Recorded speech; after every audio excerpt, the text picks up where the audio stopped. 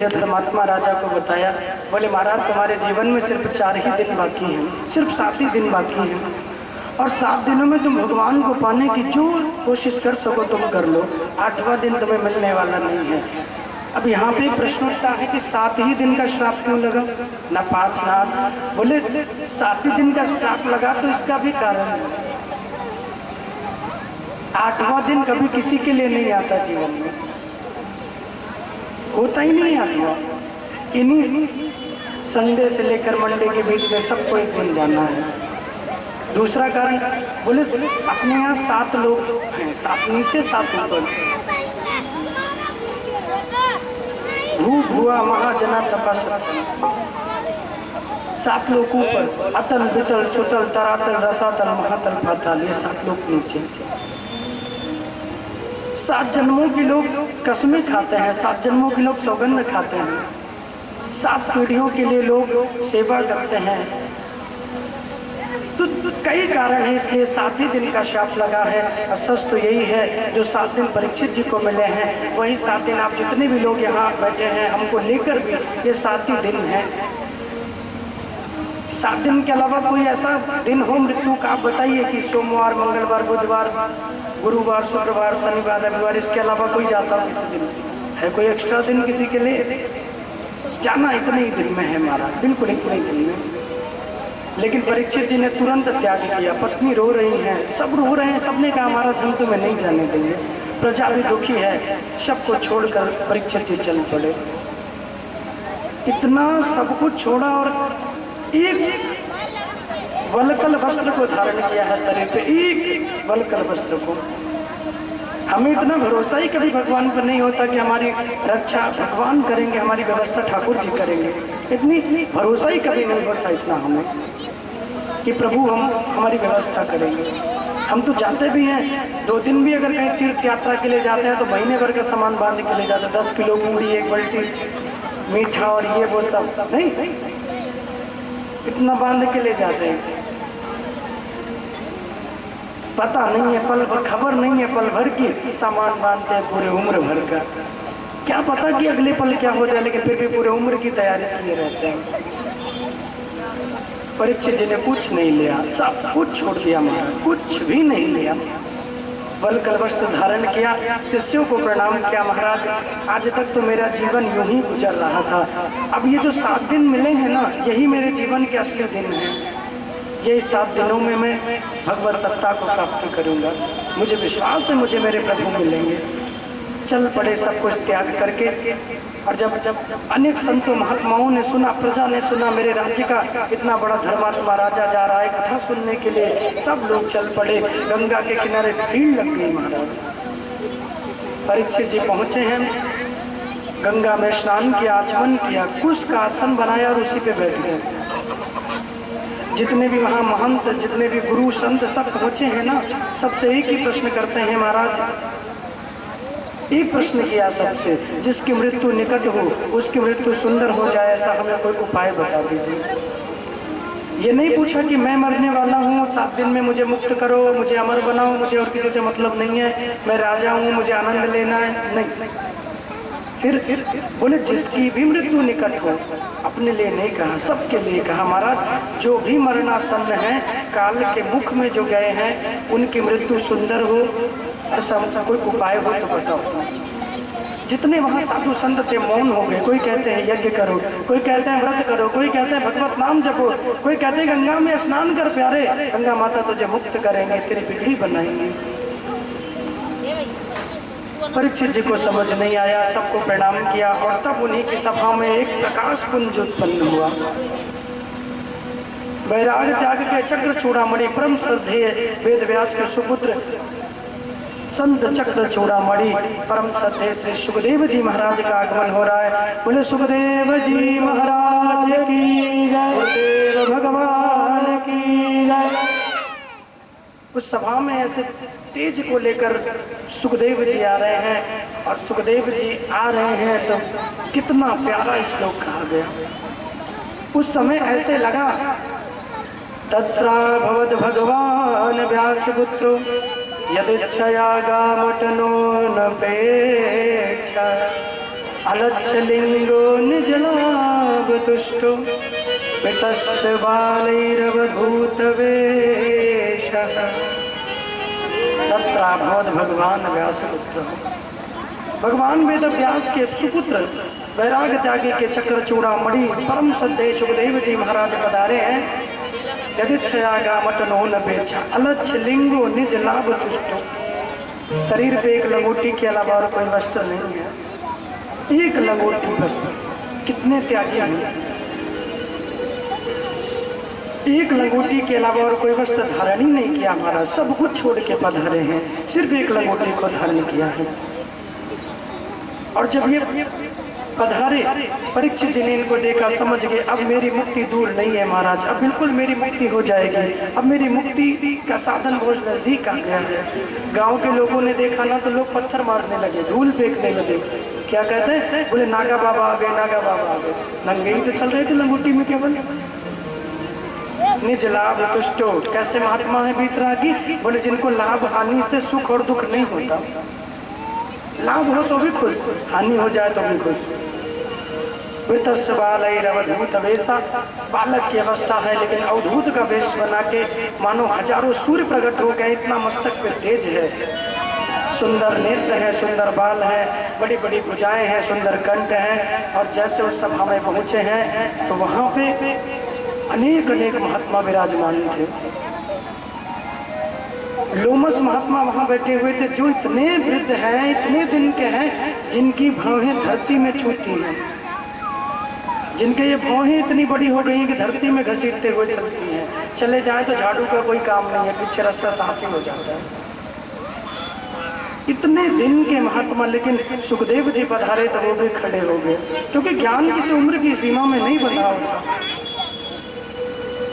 विद्वान सर्वत्र पूज्यते, ज्ञान की चर्चा सर्वत्र, ज्ञान को सम्मान भी हर जगह मिलता। उम्र तो सिर्फ 16 साल के हैं, सिर्फ 16 साल के, छोटी सी उम्र है, फिर भी ऐसी उम्र में इतना तेज चमक रहा है, जो देखता है अहो मयम धन्यतमान प्राणम। राजा देखते हैं तो कहते महाराज अहो मैं तो धन्य हो गया,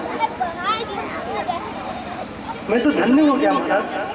तम दई कष्ट वर्षम सुकुमार पादम, ये नहीं कहा कि 16 साल के हैं, क्यों नहीं कहा द्वई खष्ट वर्षम, कोडस वर्षम नहीं कहा, द्वई खष्ट वर्षम, 8 साल 8 साल, 8 मिला के 16। बोले क्यों कहा, बोले इसीलिए कहा भागवत, इसीलिए तो भागवत विद्वानों का विषय है।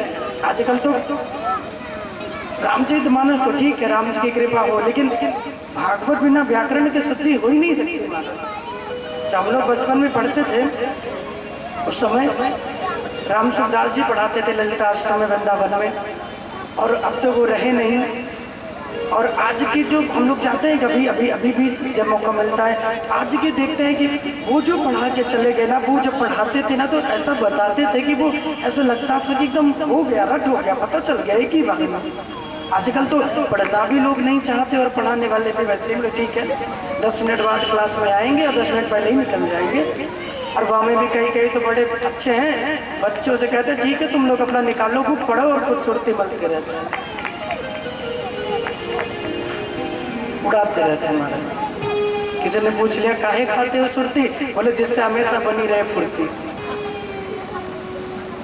अब क्या संस्कार दोगे आप बच्चों को, आप खुद ही संस्कारवान नहीं हो, पिता ही धर्मात्मा नहीं है तो बच्चा कहाँ से। अब कंस सोचे कि मेरा बेटा धर्मात्मा बने, तो how this is possible my dear, ये कैसे संभव है, कैसे बनेगा।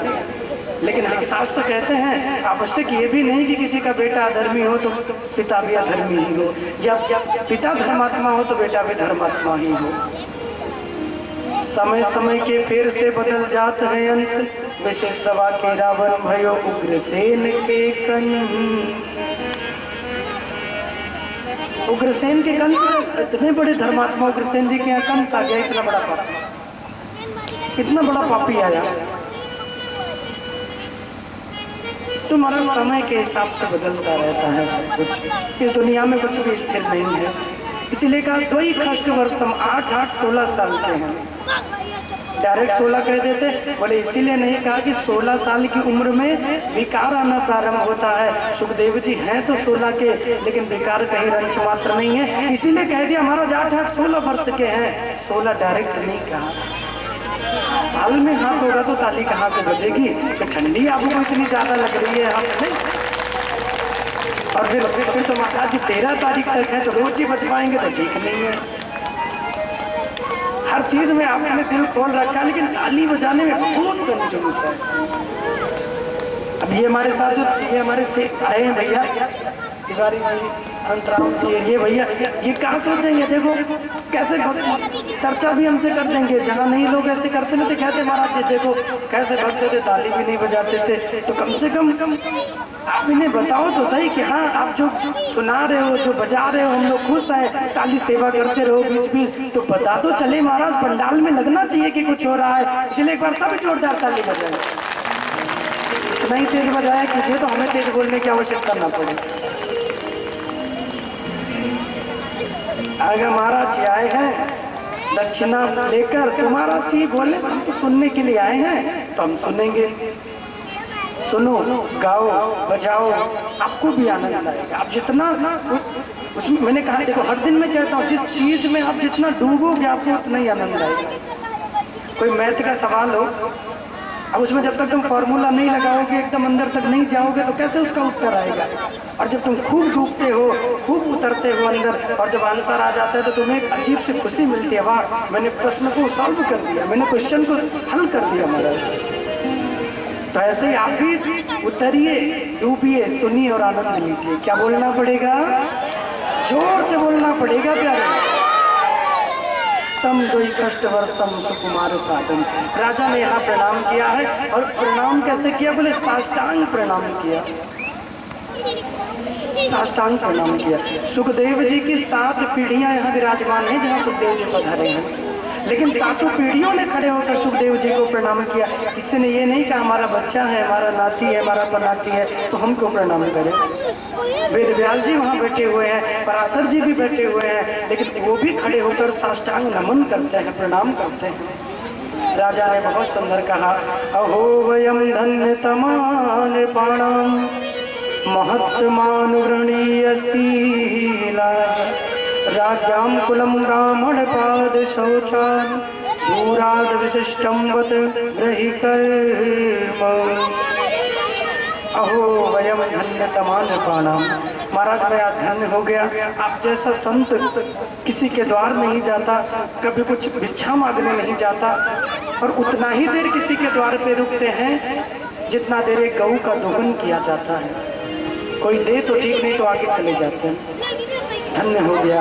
प्रणाम किया, चरण धुले हैं, तिलक बंधन किया, पूजन किया, एक उच्च आसन पे बिठाया, और उच्च आसन पे बिठा के प्रश्न किया है भैया। अरे इनको चुप कराओ यार, बगल में बैठे हो भैया। सुखदेव जी महाराज इतने प्यारे हैं, देख रहे हैं परीक्षित जी साष्टांग प्रणाम करते हैं ना, तो एक प्रश्न किया है, और ये प्रश्न हम सब के लिए है। बहुत प्यारा प्रश्न किया है। और भागवत का ये गोकर्ण गीता जो 2 श्लोक कल मैंने सुनाए थे, और ये प्रश्न परीक्षित का, ये मुझे बहुत प्यारा लगता है। बहुत सुंदर प्रश्न किया है कि हे गुरुदेव, अतः पृच्छामि संसिद्धिं योगिनां परमं गुरुं पुरुषस्य हेयत कार्यं म्रियमाणस्य सर्वथा। हे प्रभु, आप योगियों के परम गुरु हैं, इसलिए मैं आपसे परम सिद्धि के स्वरूप एक प्रश्न पूछना चाहता हूँ। आप मुझे बताइए, जिसकी मृत्यु निकट है, जो मरने के करीब खड़ा है, उसकी मृत्यु सुंदर हो, ऐसा कोई उपाय बताइए। अस्मर्तव्यम भजनीयम व ब्रूह्यद्वा विपर्ययम्। किसका भजन किया जाए, किसका पूजन किया जाए, किसका नाम लिया जाए प्रभु मृत्यु सुंदर हो। देखो, राम कथा हमारे जीवन को सुंदर बनाती है, और भागवत हमारी मृत्यु को सुंदर बनाती है। जीवन सुंदर हुआ तो मृत्यु अपने आप सुंदर होगी, और मृत्यु सुंदर हो गई तो अगला जो जन्म होगा वो भी सुंदर ही मिलेगा। कल्याण दोनों करते हैं, एक हमारे जीवन को सुंदर बनाता है, एक हमारी मृत्यु को सुंदर बनाती है। मृत्यु को दुखद नहीं, भागवत मृत्यु को महोत्सव बना देती है मेरे भैया। इसीलिए तो भागवत में जो भी मरणासन्न हुए हैं, उन्होंने दुख में नहीं बल्कि महोत्सव में मृत्यु को गले लगाया है। खुश हो गए महाराज, एकदम मगन हो गए। गुरु जी सुनते ही कहते हैं तुम जैसा शिष्य मिले तो आनंद आता है। देखो आज श्रोता और वक्ता दोनों के नियम भागवत में बताए गए हैं, और इन नियमों के साथ अगर कथा हो तो फल आज भी वही मिलेगा जो तब मिला था, इसमें कोई दो राय नहीं। श्रोता वक्ता के नियम है। पहले दिन भी मैंने बताया था, भोजन अल्प किया जाए, ज्यादा भोजन आलस्य से प्रमाद लाता है। पृथ्वी पे शयन किया जाए, स्त्री संग से दूर रहा जाए, किसी के प्रति कोई द्वेष भावना ईर्ष्या ना हो, कथा सुन के स्मरण करके कथा का मज्जन किया जाए। अनेक प्रकार के नियम है। पहले दिन मैंने आपको विस्तार से बताया था। कथा के लिए स्थान सुंदर हो, दूर दूर सबको निमंत्रण दिया जाए, सबको बुलाया जाए, फिर व्यास जी को माल्यार्पण करके भागवत पूजन करके और कथा को श्रवण किया जाए। और पहली आरती में ही उपस्थिति होनी चाहिए। प्रसाद के टाइम पे आना बंद कीजिए। खैर आप तो बहुत अच्छे हैं, आपकी बात नहीं हो रही, आप तो सब साधु संत है, महात्मा है, लेकिन औरों की बात हो रही। देर में मत आइए, 3 दिन चला गया, कल जन्म है कन्हैया का, पहले से ही आइए। पहली आरती हो तो विराजमान रहिए। अब ये भी सही है, 4 घंटे कथा हो रही है, अमूमन 3-2:30 होती है, 2 टाइम में होती है, तो लोग तो आप जिनको भी थोड़ा सा हो तो आप पैर इधर उधर कर लिया कीजिए, क्योंकि अब मेरे जैसा आपका तो वो है नहीं। हमें तो सबरे रात ऐसे बैठाए रहोगे तो हम यहाँ से हिलेंगे नहीं। हमें तो कोई सुनने वाला भैया मिले तो हम तो सारी रात सुनाए। ये पूछ लीजिए, हमारे अनंतराम जी हैं, 7-7, 8-8 घंटे भी कथा करेंगे हमारे लगातार एक ही टाइम। सुनने वाला नहीं जा रहा तो भाई हम क्यों बंद करें। श्रोता ऐसा हो जो स्थिर करके बैठे, तो फिर पता ही नहीं चलता। कितना टाइम हो गया कथा सुनते आपको? कितने घंटे हो गए? 3:30 पे एंट्री मेरी हुई थी, 6:30 हो गए, नहीं 6:35, 2.5-3 घंटे कथा हो गई। आपकी तो मैं नहीं बता सकता, लेकिन मेरी फीलिंग यही है कि जब भी घड़ी देखता हूँ तो मुझे लगता है इतने ज्यादा क्यों बच गए। अभी तो बहुत भजन रह गया, अभी तो बहुत कथा रह गई।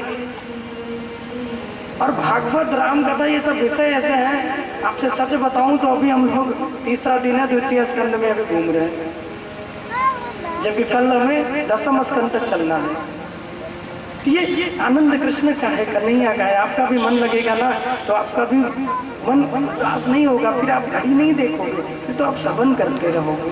क्या बोलना पड़ेगा? जोर से बोलना पड़ेगा प्यारे। प्रश्न सुन के खुश हो गए। वाह राजन, जो अपने लिए प्रश्न करता है उसे स्वार्थी कहते हैं, लेकिन जो सबके लिए प्रश्न पूछे उसे परमार्थी कहते हैं। तू परमार्थ भरा प्रश्न किया है, इसलिए वरी यानी सुते प्रश्न कृतो लोक हितम निप आत्मवित्त सम्मतः पुंसाम श्रोतव्यादिषु यहाँ पर। राजन, वरी आने सु तेरा प्रश्न धन्य है, और मैं तुझे भगवान की श्रीमद् भागवत सुनाऊंगा, जिसे सुनकर 7 दिन में तुम्हारी मुक्ति होगी। फिर तो गुरु जी वही कथा मुझे सुना दीजिए जिससे मेरी मुक्ति हो, सबको आनंद मिले। आसन पे बैठ के कथा प्रारंभ की है सुखदेव जी ने। सृष्टि क्रम का बहुत सुंदर वर्णन सुनाया। सबसे पहले जब प्रलय होती है दुनिया में, तो सुन लीजिए, जल ही जल होता है इस पूरी धरती पर, जहां भी देखोगे जल ही जल होगा। तो जल में बट वृक्ष पे बालक के रूप में भगवान नारायण अपने ही पैर के अंगूठे को अपने मुंह में डाल के चूसते रहते हैं, एको हम। लेकिन फिर भगवान की बहुत श्यामा, एक से अनेक होने की इच्छा होती है, तो भगवान संकल्प मात्र से भगवान की सृष्टि होती है। जैसे संकल्प किया वैसे नाभि से कमल, और कमल से कौन प्रकट हुआ? ब्रह्मा जी प्रकट हुए।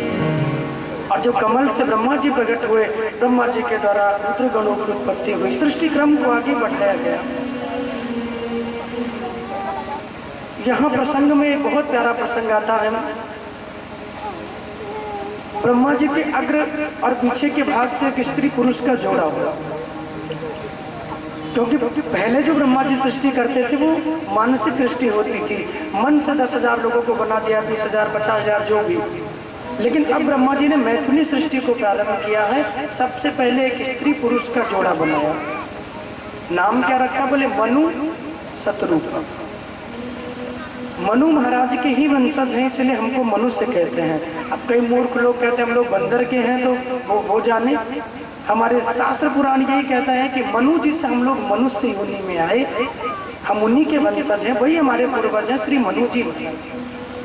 मनु शत्रुपा का विवाह कर दिया गया, और जब मनु शत्रुपा का विवाह हुआ तो इनसे आकुति, देवहूति, प्रसूति नाम की 3 कन्याएं, प्रियव्रत, उत्तानपाद नाम के 2 बेटे हुए। आकुति का विवाह रुचि प्रजापति के साथ किया गया, देवहूति मैया का विवाह कर्दम जी के साथ किया गया, और प्रसूति जो सबसे छोटी है उनका विवाह दक्ष जो सती के पिता है उनके साथ किया गया।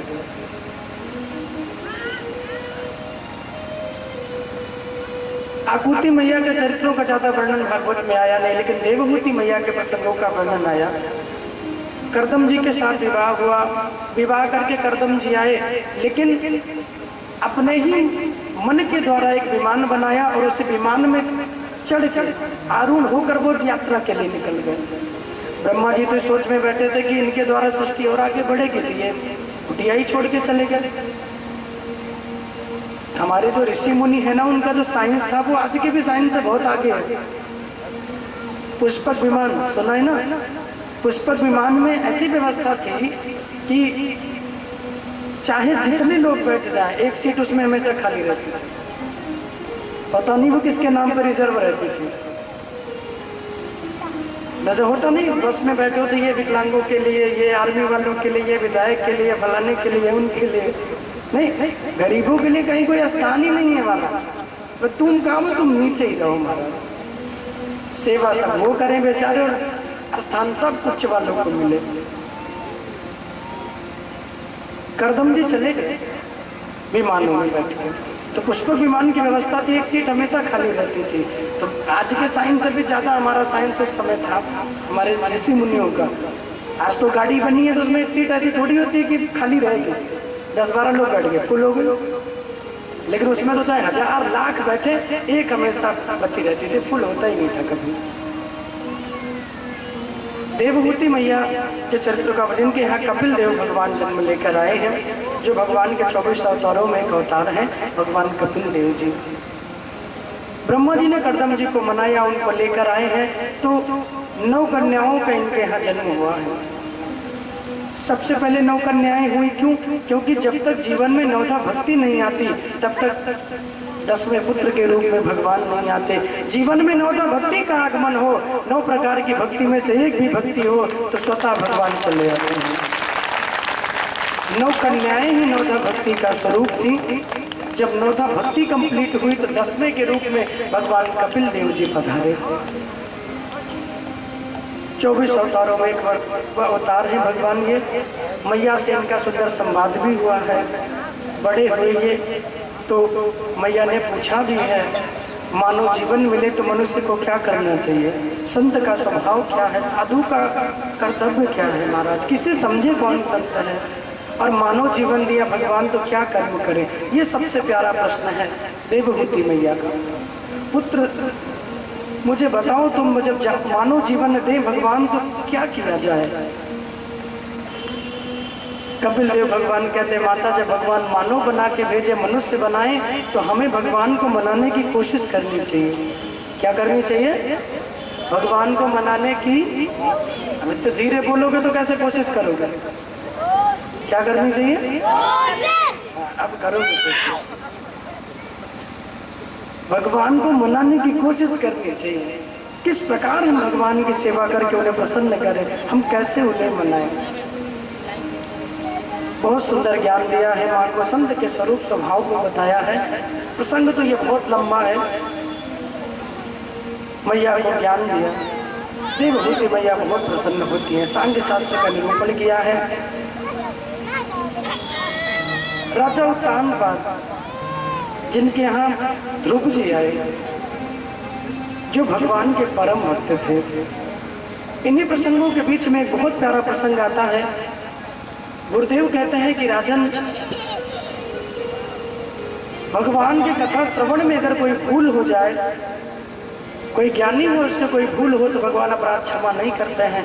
कोई प्रेमी हो, भगवान का भक्त हो, कोई भूल हो तो भगवान क्षमा भी करते हैं। बोले प्रभु कैसे? बोले सती मैया स्वयं कथा श्रवण करने के लिए जाती हैं, लेकिन कथा में मन नहीं लगा राजन, तो अपने पिता के यज्ञ में अपने शरीर को जलाना पड़ा। और वही सती पार्वती बन के आई, पुनः तपस्या की, भगवान शिव से उनका विवाह फिर हुआ। बोले प्रभु सविस्तारम कथयम, ये मुझे विस्तार से बताइए। तब कहते हैं महाराज एक समय की बात है, एक समय की बात है। क्या हुआ था? बहुत प्यारा भाव, गोस्वामी जी भी यही कथा वर्णन करते हैं रामायण में जो भागवत में आई है। बहुत प्यारी चौपाई कहते हैं, थोड़ा गुनगुनाइएगा मेरे साथ।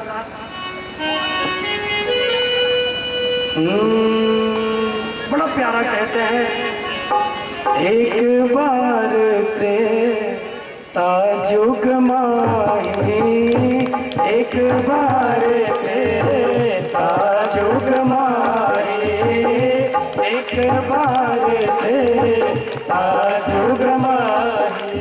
ओ शंभु गए तुम भजरी सिपाही, शंभु गए तुम भजरी सिपाही। ओ संग सती जग जननी भवानी, संग सती जग जननी भवानी। ओ संग सती जग जननी भवानी, संग सती जग जननी भवानी। ओ पूजहु ऋषि अखिलेश्वर जानी, पूजहु ऋषि अखिलेश्वर जानी। ओ तात सुनहु सादर मन लाए, तात सुनहु सादर मन लाए। ओ कहु राम कर कथा सुहाए, कहु राम कर कथा सुहाए। ओ राम कथा शशि किरण समाना, राम कथा शशि किरण समाना। संत चकोर करई जहि पाना, संत चकोर करई जहि पाना। ओ धन्य धन्य गिरि राजकुमारी, धन्य धन्य गिरि राजकुमारी। ओ तुम समान नहीं गोपकारी, तुम समान नहीं गोपकारी। और पूछहु रघुपति कथा प्रसंगा, सकल लोक जग पावनी गंगा। पूछहु रघुपति कथा प्रसंगा, सकल लोक जग पावनी गंगा। और पूछहु रघुपति कथा प्रसंगा, सकल लोक जग पावनी गंगा। पूछहु रघुपति कथा प्रसंगा, सकल लोक जग पावनी गंगा। ओ संग सती जग जननी भवानी, पूछहु ऋषि अखिलेश्वर जानी। ओ राम कथा बरज बखानी, राम कथा मुनि बरज बखानी। सुनिया महेश परम सुख माने, परम सुख माने, परम सुख माने, परम सुख माने। अब क्या करें भैया, हमारा चरित्र ही नक्षत्र ही कुछ ऐसा है, हम जहाँ जाते हैं वहाँ 2 बार हमें जाना पड़ता है। अब हमारे पांडे जी के सुपुत्र जी कल कह रहे थे महाराज, इनके अशोक भैया के जो बेटे हैं शिवम जी, वो तो हम जब से आए तभी से हमको कह रहे हैं, लेकिन कल अशोक जी ने कहा कि महाराज जी अब राम कथा भी आपको सुनानी है अगली साल, गोवर्धन पूजा में राम कथा कहिए। मैंने कहा ठीक है भाई, कृष्ण जी आते हैं तो अपने आप राम जी को जोड़ लेते, ठीक है। बोले अवध धाम में भागवत हो रही है तो राम कथा का तो फिर अपना ही महत्व है। तभी तो दशरथ जी इतना राम जी से प्रेम करते हैं। विश्वामित्र जी के चरणों में राम को डाला, पुनि चरणन मेले सुतचारी, पुनि चरणन मेले सुतचारी। राम देख